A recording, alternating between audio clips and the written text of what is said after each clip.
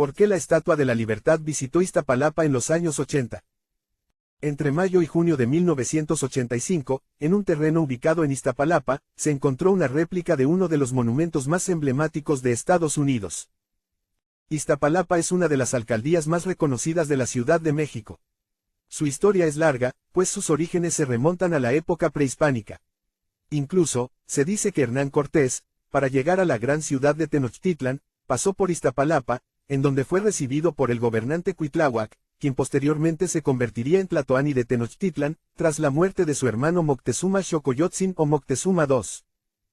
El nombre de Iztapalapa proviene de la lengua náhuatl, Iztapalli, que se traduce como losas o lajas, atl, agua, y apan, sobre, lo que puede traducirse como, en el agua de las lajas. Hubo un tiempo en el que un elemento unía a la alcaldía mexicana y la ciudad estadounidense. Y es que en Iztapalapa hay varios elementos lo distinguen de otros lugares de la ciudad, por ejemplo, la cabeza de Juárez, un monumento dedicado al expresidente Benito Juárez García, quien estuvo al mando del país en la segunda mitad del siglo XIX.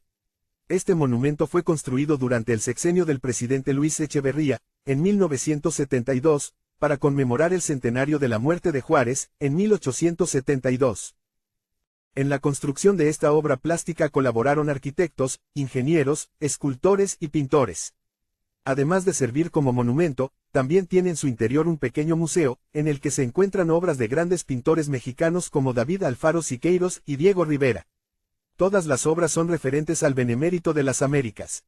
Sin embargo, a mediados de los años 80, hubo otro elemento que caracterizó a Iztapalapa, que se encuentra al oriente de la Ciudad de México, en sus límites con el Estado de México. En 1985, la alcaldía recibió la visita del que es, probablemente, el máximo emblema de los Estados Unidos, ubicado en Nueva York, la Estatua de la Libertad. El motivo de que dicho monumento, que quizá es uno de los más conocidos en el mundo, fue la filmación de una película hollywoodense.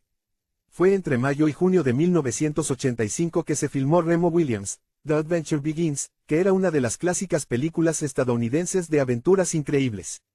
Esta, contaba la historia de un policía de Nueva York que se había convertido en espía.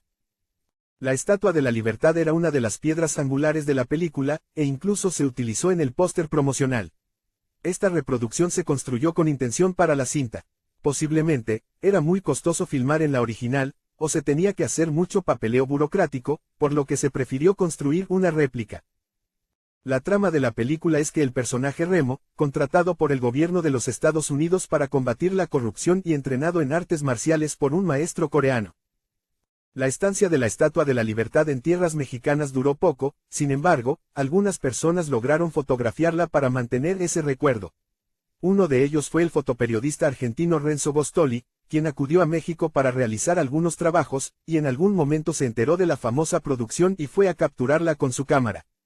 Él mismo, unos meses después, documentaría, de manera cruda y estremecedora, los estragos del sismo del 19 de septiembre de aquel fatídico año.